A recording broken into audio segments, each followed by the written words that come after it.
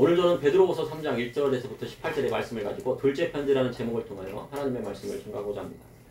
과거에 전화나 인터넷 통신이 없었을 때는 우편이 아주 중요한 통신의 수단이 되었습니다. 어디를 가든지 우체통이 있어서 그것에 편지를 넣어두면 우체부 아저씨가 그것을 수거해서 수신자에게 보내주었습니다. 정석던 편지를 쓰고 봉하여 우표를 붙여 보내면요, 보통 일주일 안에는 그 편지를 받는 사람에게 갑니다. 그런데 어떤 경우는 우체국의 사정에 따라서 한 달이 넘어서 가는 경우도 있고, 느리게 가는 편지라여 담임 선생님이 학기 초에 미리 학생들의 편지를 가지고 있다가 1년이 지난 후에 졸업식 날에 받게 되는 편지도 있다고 합니다. 그리고 타임캡슐이라 하여 어릴 적 또래 친구들이 자신의 기억을 편지나 그 함에 담아서 땅속에 모아두었다가 장성한 청년이 되어서 한 20대가 되었을 때 모여가지고 그 캡슐을 열어보기도 합니다. 어떤 경우는 전쟁으로 인하여 우편이 지연되었다가 오랜 시간이 지난 후 전쟁이 다 끝난 후에 수신자에게 도착하는 영화 같은 일도 있다고 합니다. 우리 성도님들은 최근 편지를 써보신 적이 있으십니까? 대부분 사람들은 전화가 발전이 되어서 간단한 용도는 다 전화로 하거나 전화로 전화하기 어려우면 카톡이나 톡이나 메신저로 사용하기도 합니다. 문자를 보내기도 합니다. 과거에는 결혼하게 되면 청첩장을 들고 직접 마을에 가서 어르신들을 직접 찾아뵙고 인사를 드리기도 했습니다. 그리고 청첩을 전해드렸습니다. 그러나 이제는 SNS로 소식을 전하는 경우가 흔하다고 합니다. 편지지에 직접 손으로 글을 쓰고 하고 싶은 말을 전하는 것은 참으로 오래되었습니다. 저도 언제 편지를 써봤는지 가물가물합니다. 가끔 선생님이 어린 학생들에게 직접 손글씨로 편지를 써주는 경우가 있다고 합니다. 참으로 감사한 일입니다. 그 손글씨로 직접 쓴다는 것이요, 밤마다 한 20명도 있고 한 15명도 있는데 그 학생들이 일일이 편지를 쓰려고 하면 15통 써야 되잖아요. 쉽지 않습니다. 그래서 그것도 어려우면 워드나 타이핑을 쳐서 보내기도 합니다. 그러나 손글씨로 마음을 전하는 것보다는 못합니다. 군대 가면요, 부모님께 손글씨로 편지를 보내었습니다. 때로는 남편이 아내에게 손글씨로 자기가 전하고 싶은 말을 글로 써보내기도 합니다. 그리고 얼마 남지 않은 생애에 부모님이 손글씨로 유언의 내용을 편지로 써서 전하기도 합니다. 편지는 말로 하는 것보다 더 중요한 일을 담고 있다고 말할 수가 있습니다. 말로 하려면 얼굴을 딱 보니까 어떻게 해요? 직접 하기 어려운 말들이 있잖아요. 그걸 뭐를 쓴다고 해요? 편지로 쓰는 거예요. 내용에는 중요한 말이 들어있죠. 현재 우리나라의 일반 투표의 가격은 얼마일 것 같습니까? 네? 일반 우표가 얼마일 것 같습니까? 430원. 아이고, 정확하게 하셨네요. 며칠 전에 편지 써봤거든요. 예, 430원이라고 합니다. 보통요, 등기를 많이 보내지만요, 일반 우표는 잘 보내지 않아요. 430원을 딱 붙이면은요, 짜리 우표를 딱 붙이면은 어디든지 우편이 간다고 합니다. 그러나 빠르게 가는 세상 속에서도 때로는 느리게 가는 것도 의미가 있습니다. 편지를 딱 붙였는데 한 달 있다 가는 경우도 있고 1년 있다 가는 경우도 있고 2000년 있다 가는 경우도 있어요. 오늘 성경을 보니까요, 느리게 가는 편지가 있었는데 그 편지가 2000년 전에 쓰여졌는데 그것이 누구를 향한 겁니까? 바로 우리를 향한 것이다 이것입니다. 그러니까 얼마나 느리게 가는 편지입니까? 오늘 본문을 보니 베드로 사도가 둘째 편지를 성도들에게 보내었습니다. 베드로후서 3장의 내용이 무엇인지를 알아보고 이 시대를 살아가는 저와 우리 성도님께 하시는 하나님의 말씀은 무엇인지 여러분과 함께 나눠보자 합니다. 첫째, 둘째 편지는 하나님을 향한 성도들의 진실한 마음을 일깨우기 위한 것이었습니다. 하나님을 사랑하는 그 마음을 일깨워주기 위한 것이었어요. 성도들의 마음이 어떻게 해요? 사랑이 점점 식어가고 말세가 되니까 어떻게 해요? 세상 쪽으로 빠지고 그러니까 그 마음을 다시 사랑하는 마음으로 불붙이고 싶어서 뭐를 한 겁니까? 둘째 편지를 쓴 거예요. 사랑하는 사람한테 말로 사랑한다는 말을 못하니까 뭘로 씁니까? 편지로 써요. 사랑한다는 말. 직접 대놓고는 막 부끄러워서 얘기를 못하잖아요. 쑥잖아요. 근데 편지로 쓰면은 거기에 마음에 담을 수 있잖아요. 베드로후서는 사도 베드로가 육신의 장막을 벗어나야 함을 알게 되었을 때 성도들에게 쓴 편지입니다. 그러니 하나의 유언의 편지라고도 볼 수 있는 것입니다. 보통 학자들은 AD 3년에서 64년에 로마 황제 네로의 핍박이 시작되었을 때 이 편지를 썼을 것이라고 주장합니다. AD 64년에 로마의 수도에는요 대화재가 발생하여 6일 동안요 그 로마가 불길에 휩싸여가지고 모든 건물에 다 타버리고 쑥대밭이 되었다고 합니다. 혹자는 네로는 자신이 건설한 로마를 다시 재건하고 싶은 마음이 있었는데 그 마음 때문에 그가 불을 질렀다고도 말합니다. 그러나 네로가 직접 불을 지른 것은 아닙니다. 네로는 대화대 당시에 로마에 있지 않고 다른 도시에 있었다고 합니다. 그러나 그 화살이 어디에 갔습니까? 네로에게 오자요. 그 화재에 대한 희생양으로 누구를 택했냐면요. 기독교인들이 불을 냈다고 하는 거예요. 야, 기독교인들이 불을 낸 거야. 그래서 무엇이 났습니까? 기독교인들에게 대규모 핍박이 일어나기 시작했습니다. 그 가운데 베드로 사도는 십자가에 거꾸로 달려 순교했다고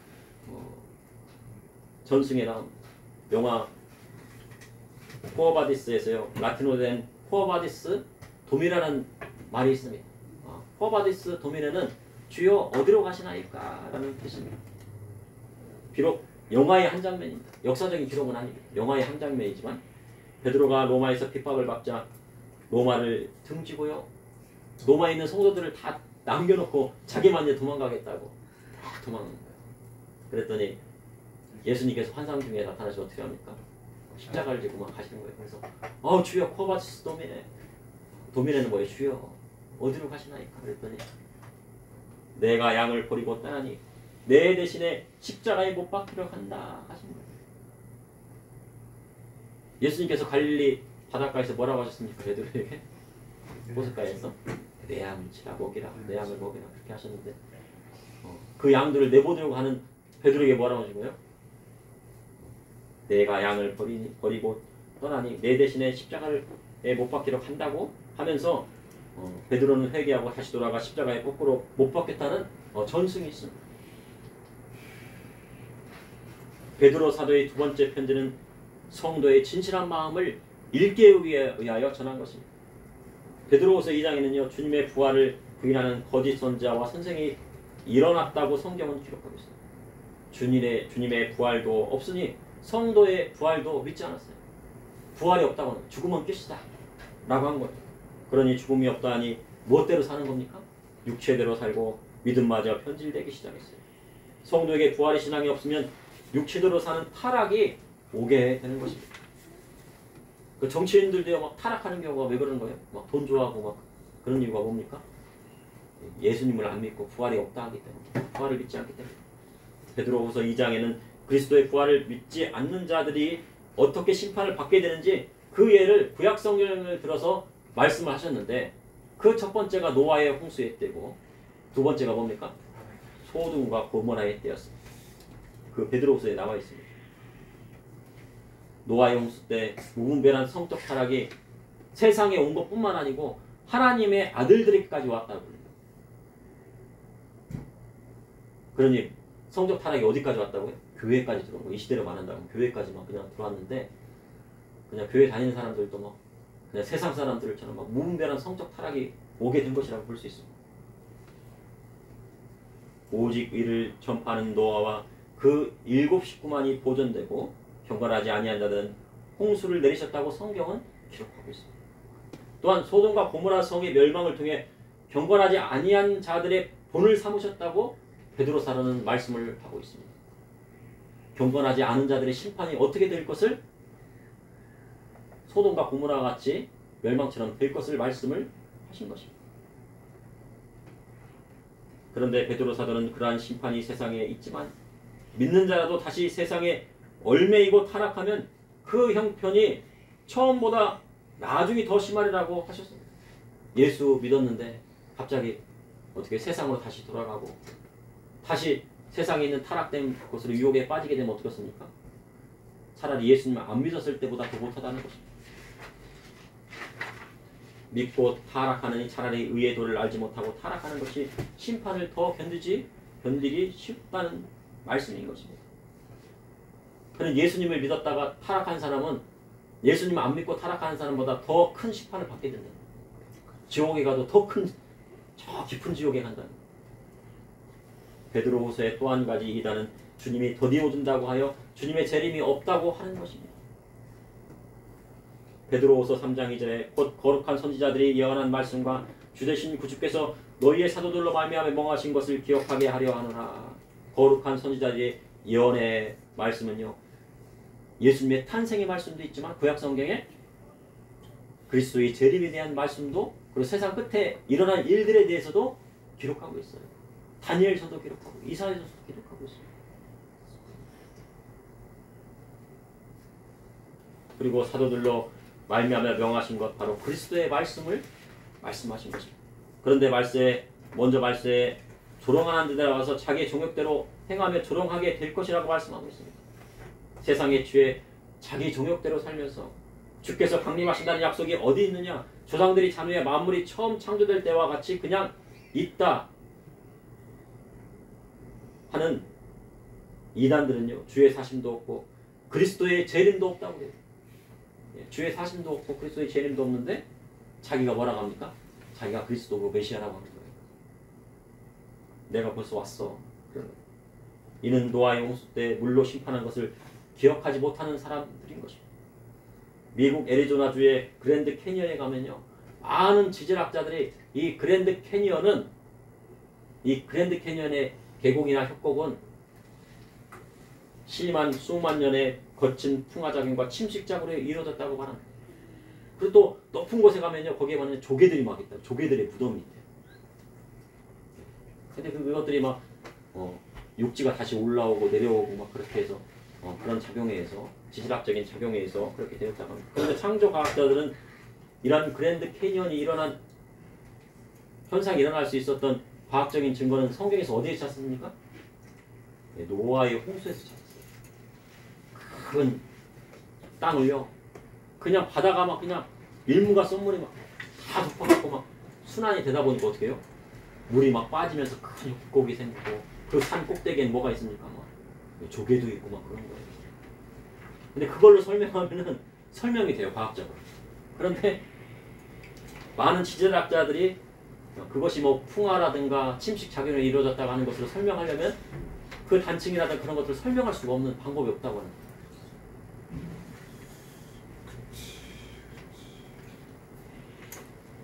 하늘이 옛적부터 있었고 땅이 물에서 나와 물로 성립되었다는 것도 하나님의 말씀으로 된 것도 일부러 잊으려는 사람들이 있다고 성경은 기록하고 있습니다. 이는 하나님의 천지창조를 부인하는 사람들을 말하는 것입니다. 과학계는 우주의 나이를 몇 년으로 보고 있습니까? 147억 년으로 보고 있습니다. 우주의 나이를 147억 년으로 보고 있고, 그리고 이 지구의 나이를 몇 년으로 보고 있어요? 46억 년 전으로 보고 있습니다. 46억 년 전에 생겨났다는 겁니다. 그렇게 해서요, 학생들에게 우주는 146억 년 전에 생겼고, 여기 지구는 언제 생겼다고요? 46년 전에 빅뱅으로 인해서 큰 폭발이 일어나가지고 흩어져가지고 그것이 우연히 생겼다는 거야. 그런데 창조 과학자들은 성경을 그대로 지구의 나이가 몇 년이라고 합니까? 6천년이라고 합니다. 6천년. 창조 과학자들은 6천년이라고 하고, 그리고 창조 과학을 믿지 않는 과학자들은 지구의 나이를 46억 년이라고 합니다. 여러분의 생각은 지구의 나이가 얼마가 되었다고 믿으십니까? 46억 년 대 6천여 년입니다. 근데 6천년이라고 하셨습니다. 근데요, 그것을 믿지 않는 목사들이 많다는 것입니다. 하나님께서 우주 만물을 6일 만에 창조하신 6일 창조설을 믿지 않는다는 거예요. 교회의 질환을 들어오면 세상에 물이 넘쳐 온 지구에 덮였던 노아의 홍수를 하나의 뭘로 보는 겁니까? 신화적인 이야기로 보게 되는 것입니다. 그런데 우리 믿음의 성도님들은 다 뭘로 받아들이고 있어요? 그것을 사실로 받아들이고 있습니다. 예수님께서 갈릴리 호수를요, 무리를 걸으셨어요. 그런데 자유주의 신학자는 그걸 뭘로 봐요? 신화적인 걸로 이야기합니다. 그건 신화적인 거야. 사실이 아니야. 근데 우리는 뭘로 받아들여요? 믿음의 성도? 사실로 받아들이잖아요. 그래서 믿음이 있는 거예요. 그런데 그러한 것들 46권 예수님께서 우리의 걸으신 노아의 홍수 이런 것들을 진노라는 단어는 뭘 받아들여? 다 신화적인 걸 받아들여. 그런데 그러한 진화론을 받아들이고 예수님의 가르침을 뭘로만 받아들인 겁니까? 예수님을 4대 성인 중에 한 명으로 받아들이고 예수님의 가르침을 윤리적이고 도덕적인 것만으로 가르치는 목회자들이 나타나는 것입니다. 그러니까 설교 시간에 뭘 얘기합니까? 사주팔자 얘기를 합니다. 그 사람이 팔자가 안 좋아가지고 그렇게 된 거라고. 그렇게 하니까 이게 성경도 가르치고 세상적인 것도 막 가르치니까 이게 어떻게 된 겁니까? 아주 유명한 목사님인데요. 성경 시간에 사주팔자라는 것을 얘기하는 거예요. 근데 그 밑에 댓글이 달렸더라고요. 아니 목사님이 어떻게 사주팔자를 얘기하십니까? 그러니까 베드로후서 3장 7절에 이제 하늘과 땅은 그 동일한 말씀으로 불사르기 위하여 보존하신 바 되어 경건하지 아니한 사람들의 심판과 멸망의 날까지 보존하여 두신 것입니다. 이제 하늘과 땅은 동일한 말씀으로 불사르기 위하여 보존하신 바 되었다고 성경은 기록하고 있습니다. 지금 하늘과 땅은 왜 보존되어 있는 거예요? 멸망으로 가고 있습니다. 마지막 때에는 불로 심판하실 것을 말씀하십니다. 그러므로 둘째 편지는 하나님을 향한 성도들의 진실한 마음을 일깨우기 위한 것입니다.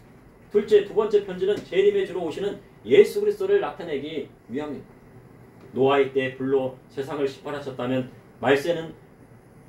노아의 때는 물로 심판하셨다면 말세의 때는 불로 심판하시겠다고 성경은 기록하고 있습니다. 그럼 왜 심판하십니까? 이는 노아의 때와 같이 타락이 온 세상에 가득하기 때문입니다. 그 타락은 어디까지 오게 되는 거예요? 교회가까지 오게 될 것입니다. 근데 지금 그래도 교회가요 살아있어요. 그래도. 근데 말세가 되면 어떻게 해요? 그것이 교회까지 오게 돼요. 그럼 끝이 오는 거예요. 다시 말해 경건하지 아니한 자들의 심판과 멸망에까지 보존하여 두시는 것입니다. 그런데 사람들은 주님이 오신다 하고 더디에 온다 하여 세상으로 돌아가서요. 육체대로 살려고 하는 사람들이 많아요. 세상에 돈 좋아하고 세상에 명예 좋아하고 권력 좋아하고 탐욕 좋아하고 세상 사람들 하는 거 다 하고 교회 와서는 경건하게 예배드린다고 말을 합니다. 근데 그것이 경건한 것이겠습니까? 예수님의 재림이 더디다고 생각하기 때문에 세상에 빠져 사는 것입니다. 베드로후서 3장 8절에 사랑하는 자들아 주께서 하루가 천년 같고 천년이 하루 같다는 이 한 가지를 잊지 말라. 하나님의 시간표는 하루가 천년 같고 천년이 하루 같다는 거예요. 천년 전에 죽은 성도라도 주님이 오실 때는 하룻밤 자는 것 같은 현상이 일어나게 되는 겁니다. 그러니 주님의 오심이 더디 오는 것이 아닙니다.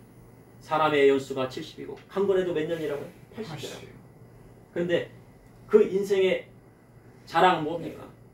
수고와 무엇뿐이라고요? 슬픔뿐이라고 시편 기자는 말씀하고 있습니다. 주님 오심이 눈 깜짝할 사이에 오는 거죠. 그러면 주님 오심이 어떻게 옵니까? 주님이 어떻게 오세요? 도둑같이 오는 거예요. 어린 여러분, 도둑은 언제 와요? 도둑이 언제 와요?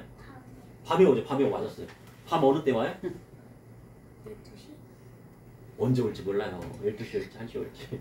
미리 알았다면 경찰한테 불러서 도둑이 1시에 온대요. 얘기했을 거니까. 그것처럼 우리 주님이 오시는 것도요. 밤에 도둑같이 오시는 거예요. 그날이 도둑같이 오는 것입니다. 성경에는 예수님께서 오시는 때에 일어나게 될 현상이 나와 있습니다. 그러한 현상으로 주님 오실 때가 가까이 온다는 것을 알 수는 있지만 그러한 현상으로 주님이 오실 때는 깨닫게 되지만 그날과 그때는 하나님 아버지의 주권 아래에 있는 것입니다. 그러나 그날과 그때가 중요한 것이 아니라 성도로 기름을 준비하고 거룩한 예복을 준비하는 자가 무엇보다 중요한 것입니다. 성경의 말씀을 통해 세계에서 일어난 현상을 통해 주님의 오심이 가까이 온다는 것을 알아도 주님 말씀대로 예복 준비하지 않고 기름 준비하지 않으면 말짱 헛것이 되는 거예요. 세상의 역사를 알고 주님의 성경 말씀대로 풀어줄 수는 있지만 예복이나 기름을 준비하지 않으면 모든 것이 헛것이 되는 것입니다. 주님 말씀대로 예복을 준비하지 않으면 천국 혼인잔치에 들어가지 못하기 때문입니다. 그러면 하늘에서 큰 소리가 나고 주님 재림하시면 주님 재림하시면 이 땅에 어떠한 일이 벌어집니까? 오늘 베드로후서의 말씀을 보니 물질이 뜨거운 불에 풀어지고 그 중에 있는 모든 일이 드러나게 될 것을 말씀하고 있어요.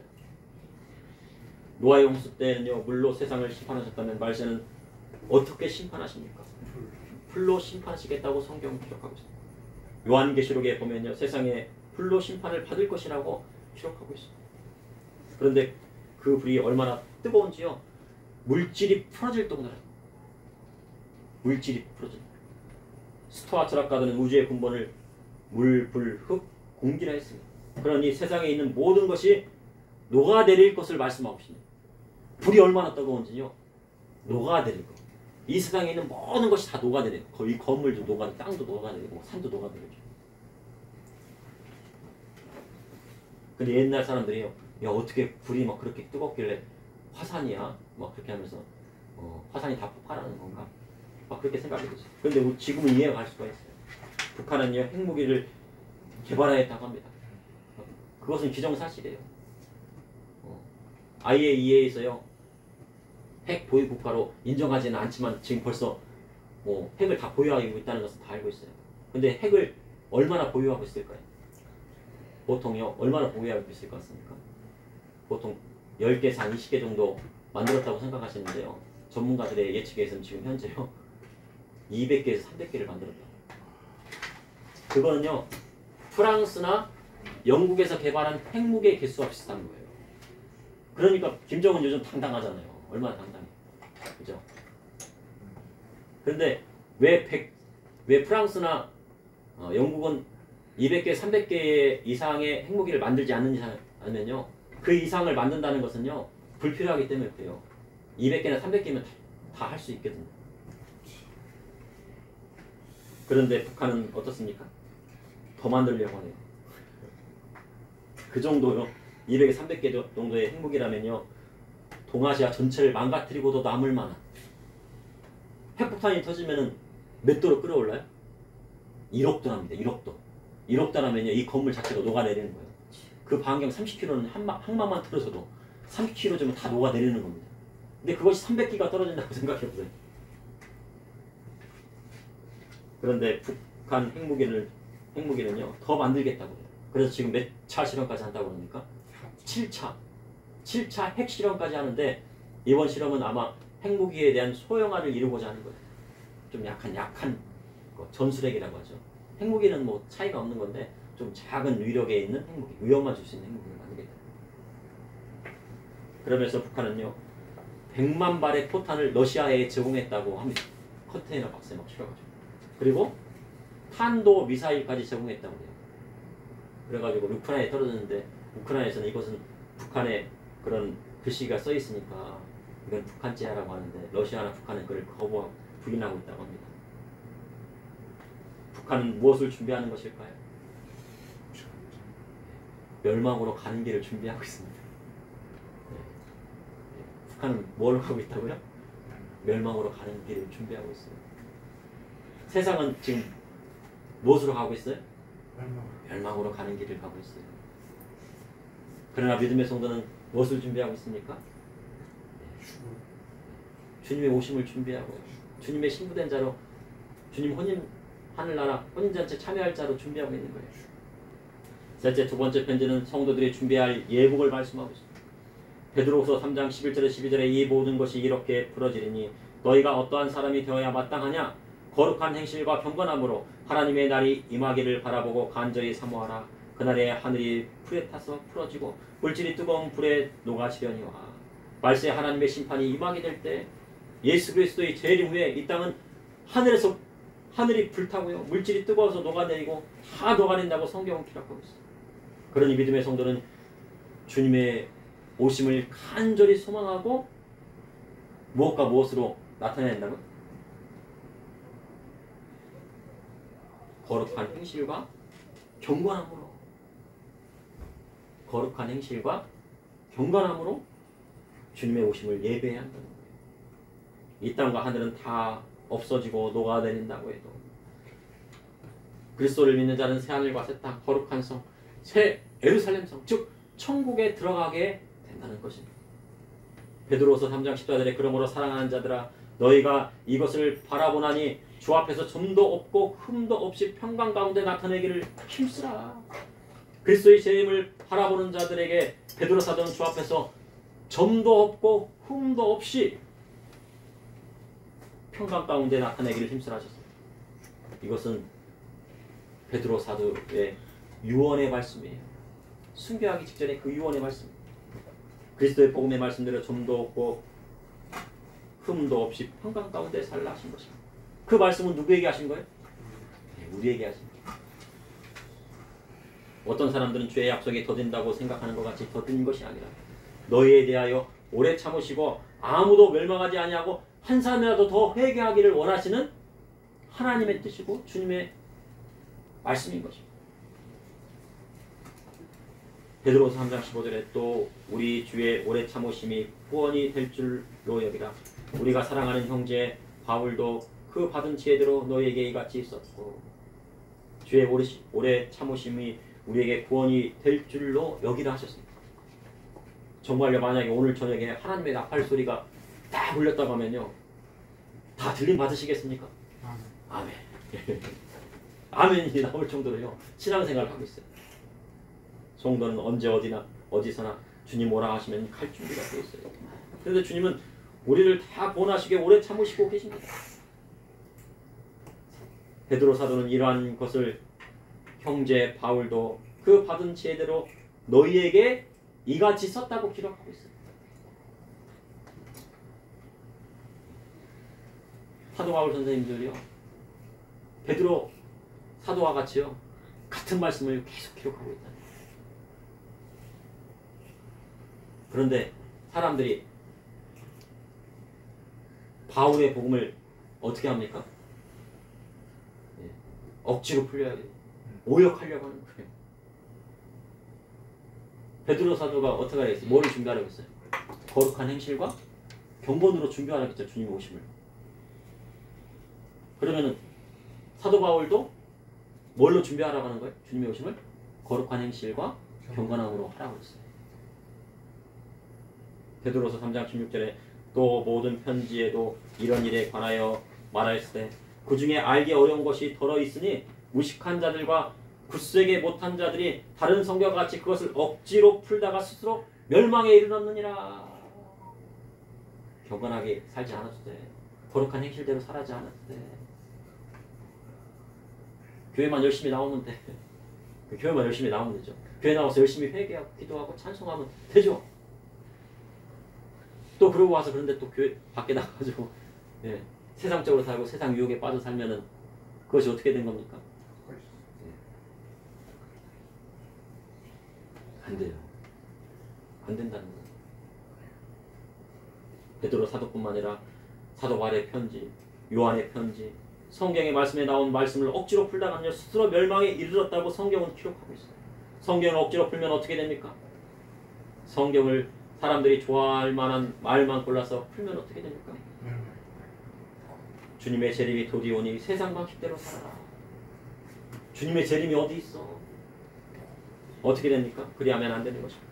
베드로후서 2장 21절에서 22절에 의의 도를 안 후에 받은 거룩한 명령을 저버리는 것보다 알지 못하는 것이 도리어 그들에게 나으니라. 차라리 그렇게 살 바에는 예수님 믿는다고 하지 마. 차라리 예수님 안 믿었을 때가 더 나은 거야. 그래야지 덜 뜨거운 지옥에 들어갈 거라는 거겠습니다. 참된 속담에 이르기를 개가 그 토한 것에 하였던 것에 돌아가고 돼지가 씻었다가 더러운 구덩이에 돌아 누웠다 하는 말이 그들에게 응하였더라. 예수님을 믿었다가 글쎄의 도를 안 후에 세상에 다시 나가서 더러워지면요 개가 토한 것을 다시 먹고 돼지가 씻었다가 더러운 구덩이에 돌아가는 것보다 더 나쁘다는 거예요. 그렇게 된다는 거죠. 그래서 베드로후서 3장 17절에 마지막에 뭐라고 하십니까? 다 같이 합독하시겠습니까? 18절의 말씀. 17절의 말씀입니다. 17절에 18절에 그러므로 사랑하는 자들아 너희가 이것을 무법한 자들의 미혹에 이끌려 너희가 굳센 데서 떨어질까 생각하라. 오직 우리 주 곧 구주 예수 그리스도의 은혜와 그를 아는 지식에서 자라가라. 영광이 이제와 영원한 날까지 그에게 있을지어다. 말세요. 무법한 자들의 미혹이 어디까지 들어오게 돼 있어요? 교회까지 들어오게 돼 있어요. 베드로후서처럼요. 교회에 뭐가 들어오는 거예요? 거짓 선지자와 거짓 교사가 나타나 성도들을 미혹할 때가 오게 되는데 그때가 어떤 때예요? 말세의 때겠죠. 그러니 어떤 것이 옳은 말씀이고 어떤 말씀이 거짓된 것이 스스로 분별할 줄 알아야 돼. 교회에 들어갔고요. 만약에 거짓 선지자가 딱 강대상에 있어서 말씀을 전한다고 그래요. 그럼 어떻게 될 겁니까? 그러면 성도는 그 말씀을 듣고 어떤 것이 옳은지 판단을 할 수 있어야 되는 거 아닙니까? 그것을 지금 베드로 사도가 두 번째 편지에 쓰고 있는 것입니다. 이처럼 말씀의 믿음이 굳세게 하여 그리스도의 복음의 말씀에 서지 않으면 안 되는 시대가 되었다는 거예요. 그것을 분별할 수 있는 것을 어떻게 해야 됩니까? 스스로 분별할 수 있어요. 그러려면 어떻게 됩니까? 성경을 읽어야죠. 성경 말씀과 기도하고 하나님 말씀대로 나아가고 거룩한 행실, 거룩함으로 경건함으로 나아갈 때 하나님께서 그 일을 숨기시지 않는 거예요. 세상 사람들에게는 숨기시고 하나님 말씀대로 나아가는 자는 숨기십니까? 안 숨기십니까? 숨기지 않으십니까? 드러내시는 거예요. 기도하시겠습니다. 사랑해 주님, 오늘도 감사합니다. 오늘 말씀을 허락하여 주심이 감사합니다. 두 번째 편지인 베드로 후서를 통하여 우리가 믿음 안에 있게 하여 주시고 말세의 세상과 따라가지 아니하고 세상의 유혹대로 따라가 가지 않도록 주님 인도하여 주시고 저와 우리 성도님들 하나님의 말씀대로 나아가 거룩한 행실과 경건함으로 기름 준비하고 예복 준비하여 하나님의 나팔 소리 울릴 때 아버지 하나님 천국 혼인잔치에 다 참여할 수 있는 저와 우리 믿음의 성도님 될 수 있도록 인도하여 주시옵소서. 예수님 여러분들 기름다.